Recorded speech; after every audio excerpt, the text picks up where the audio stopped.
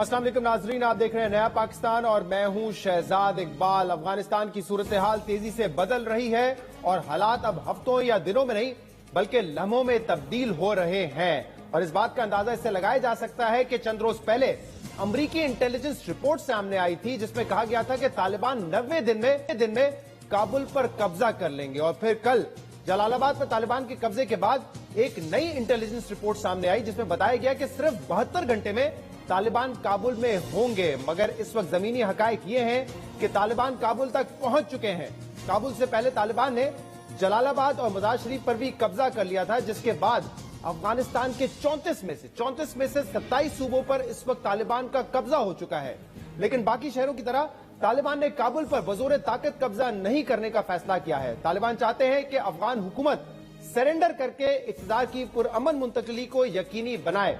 और इस हवाले से आज अफगान सदारती महल में दिन भर मुज़ाकरात जारी रहे, जिसके बाद अब से कुछ देर पहले ये बड़ी खबर सामने आई है कि अफगान सदर अशरफ गनी अफगानिस्तान छोड़कर ताजिकिस्तान चले गए हैं।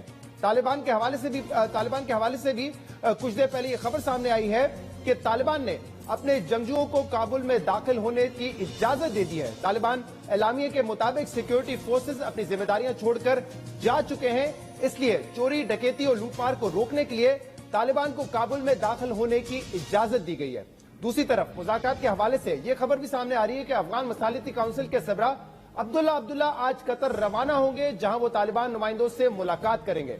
दारुल हुकूमत काबुल में तालिबान के दाखिल होने के बाद अशरफ गनी की हुकूमत इक़्तिदार छोड़ने पर रजामंद हो गई है, जबकि कल अपने खिताब में अफगान सदर अशरफ गनी ने मुल्क के दिफा और पुरअमन हल पर बात की थी, मगर अपने इस्तीफे का जिक्र नहीं किया था। मगर अब मुल्क की तेजी से बदलती सूरत हाल के बाद अशरफ गनी मुस्ताफी होने पर गौर कर रहे हैं।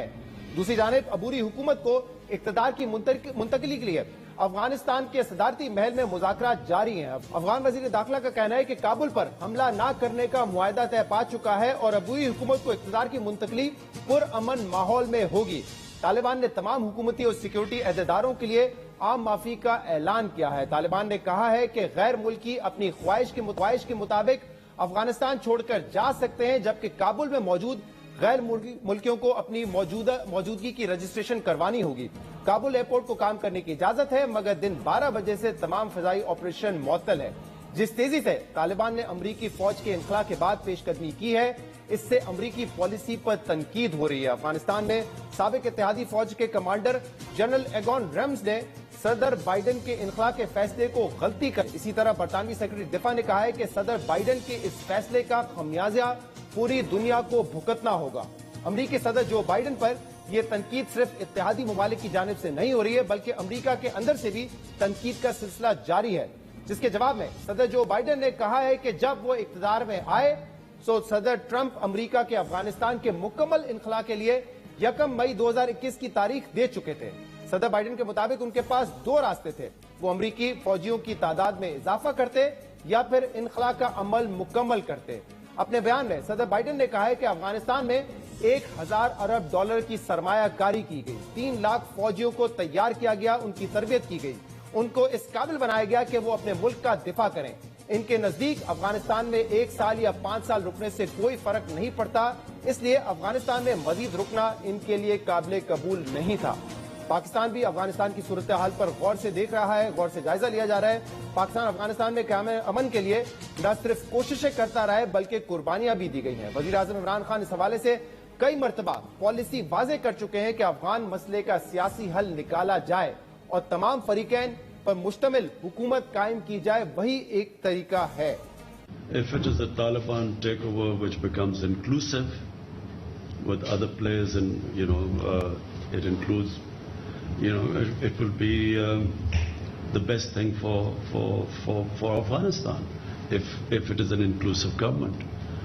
But if it is exclusive government with fighting going all over Afghanistan, we believe that if the Taliban try and form an exclusive government through military takeover, this will mean a protracted civil war, and that is, as I said, a nightmare scenario for Pakistan.